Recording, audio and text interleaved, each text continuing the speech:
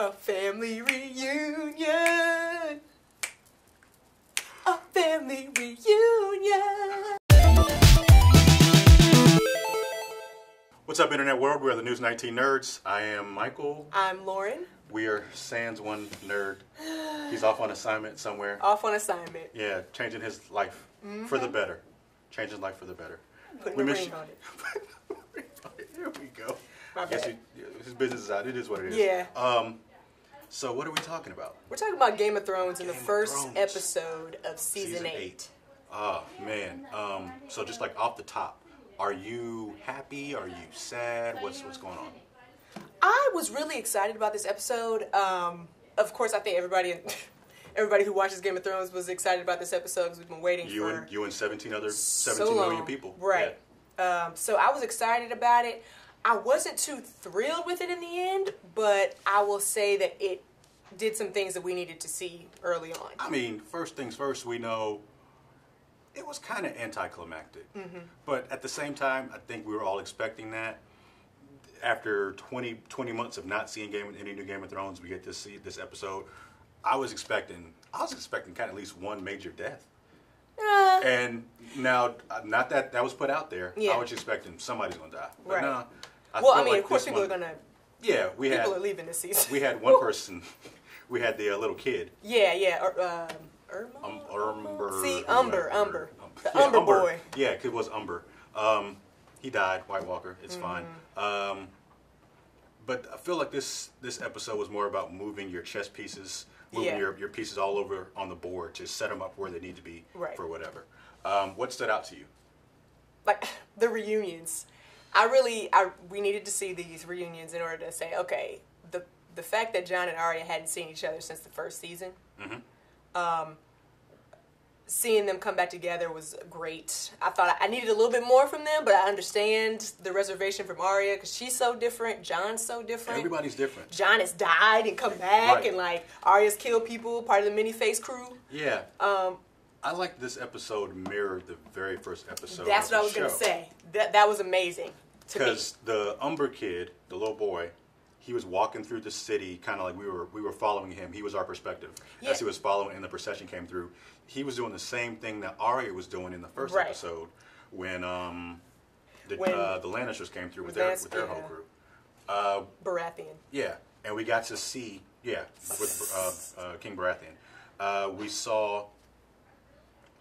There was a scene where Umber kind of... But was that Umber or was that just a random kid? No, that was a kid. That was him?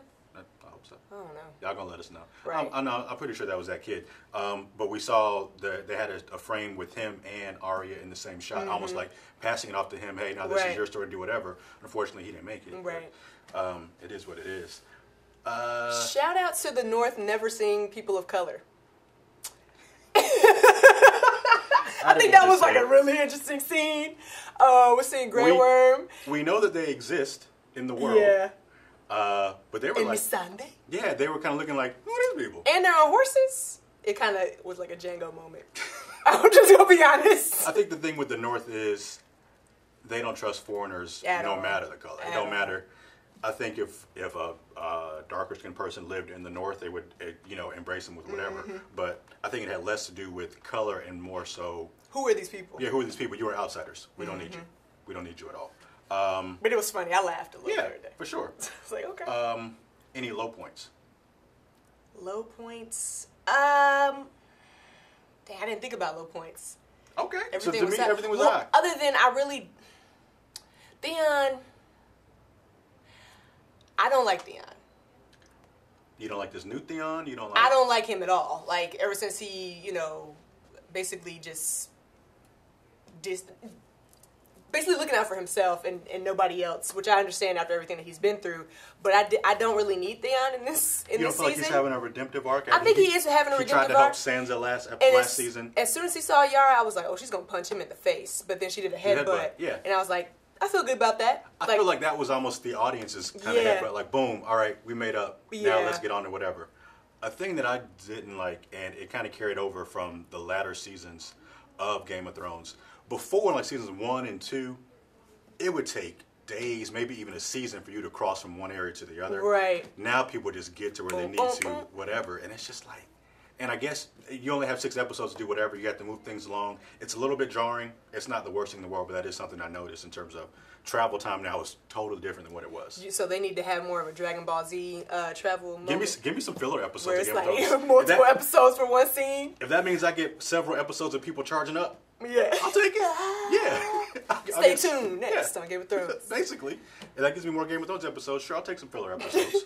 What I thought was interesting, let me go to my notes. I took some notes here. Give me the notes. I really enjoyed seeing Sansa and Daenerys, like their relationship or whatever that's supposed to be, and the shade. Because Sansa's like, I'm a lady of Winterfell, and I have gone through so much to get here. I don't need nobody in my life. I'd love to have Jon by my side, Arya's by my side, and I got everybody in the North loves me. So she's in a place of power. And seeing Daenerys, who has also come through so much. I mean, their stories kind of parallel. They both do parallel, been through but a lot it's of harrowing events. It's like having those two very strong female leads. Yeah. Finally meeting each other and like, I don't like where you're headed, and she doesn't. You gonna have to bend the knee. You know, Daenerys is like, you're gonna have to bend the knee. Sansa's like, you're not my queen. My brother is the king of the North. And we finally got that revelation, right? And I was his lineage has finally been revealed. We knew for a while. I mean, the true Game of Thrones fans knew forever. They've been talking about it since the books. Us latecomers knew about it once. Yeah, I'm silent this real quick. Yeah, I'll call him back. Us latecomers knew, in the final episodes of season 7 with the Three-Eyed Raven telling us or whatever. Right. And I loved Sam telling him that, because he had just been told about his family, and so I know he wanted to he knew he had to say what he had to say, but he was like, Daenerys got to go. She was killing everybody. She don't have any remorse for anything. And you are the true king. And he's like, King of the North? Nah, man, king of these 7 kingdoms. Yeah. Is it a thing of... Walk into your destiny, Jon. Not even... He learned his new name, too. I'm sorry. Yeah, no, he learned his real name. Yeah. Is it a thing of, are they trying to portray Daenerys as the Mad King who was a Targaryen who went slowly crazy? Because it seems like there have been subtle little her humanity is kind of chipping. It seems like as she's becoming more of a dragon. She gains more and more power. It seems like she's slowly losing her humanity, as it were, or she's only out for number 1. I think so. I wonder if, because Benioff and Weiss, the writers, the showrunners, they're smart guys. Are they trying to throw us for like a red herring to make you think? Everybody's getting notifications today. Okay, that was Leroy. Oh. He said it was okay. We can drop the news or whatever. Oh. So since you already did, I guess it works. Yeah, he's getting married. Yeah. I guess we'll give him his time. Yeah, when he comes back, he can do whatever. It seems like they're dropping little breadcrumbs of her slowly unraveling, but I wonder if that's a misdirect to be like, no, she's playing her part, playing her position, as it were. She knows what she's doing, and she's in more control than we think. Yeah, I want to believe that Daenerys has it all together, and regardless of whatever we've seen from her, she's going to end up being, there in the end. Mm-hmm. But I think Jon's going to kill her. He's going to be the one that, if anyone does, he's going to be the one that has to. It's going to hurt him more than it hurts her, because Jon is very empathetic. Yeah. We saw the seeds of that, like, mistrust kind of being sown, where Arya's like, remember who your family is. Right. It's definitely a thing of blood is thicker than water, although they ain't really blood. They're blood. I mean, everybody's blood. I don't know. Everybody's blood. If anything, you would say he's more blood with Daenerys now than he is with Arya. He is. But, I mean, he grew up with them. Is he going to pick the Starks over the Targaryens? I don't know. Or are we going to get something totally different? We saw a little bit of Cersei.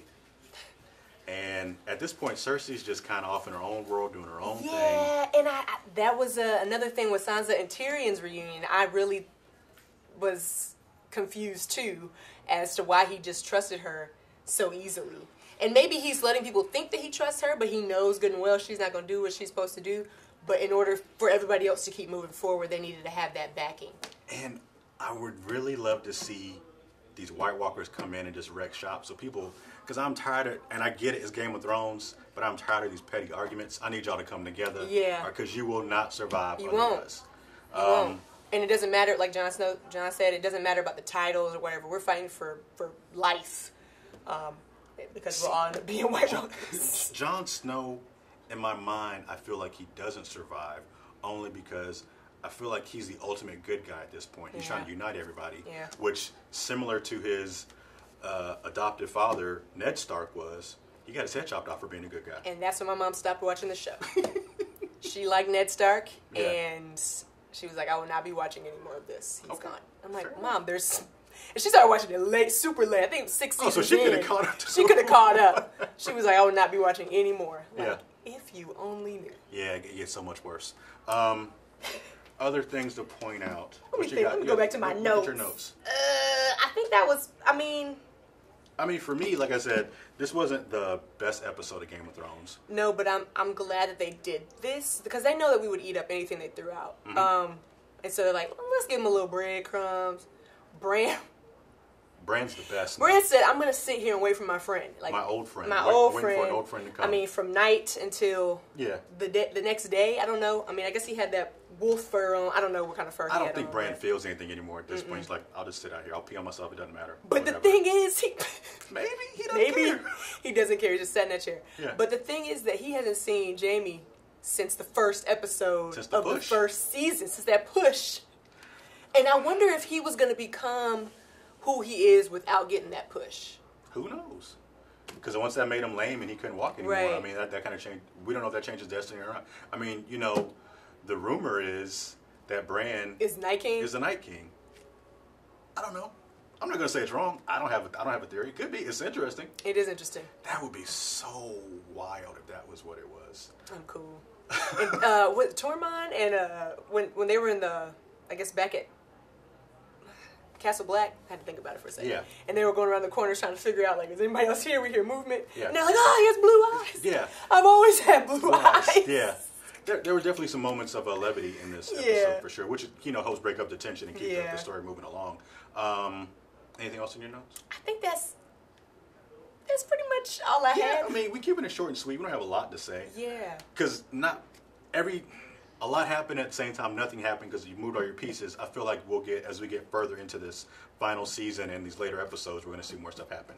I think the reunions are probably my favorite part again. Yeah. So we have Arya and Jon. We have Arya and the Hound, which I feel like he really wanted to give her a big bear hug and pick her up. I feel like he's still like, hey, you know what? You left me to die, but you're grown up now. Yeah. You all right? Good looking out. You still all right? Yeah. Arya and Gendry, like, that's about to be base. I don't feel like Arya has time for romantic. She doesn't have time, but she still likes will somebody. give a head nod. You'd be like, I'm checking you out. Yeah. Yeah. What is the weapon she wants him to build? I thought like a dragon glass needle.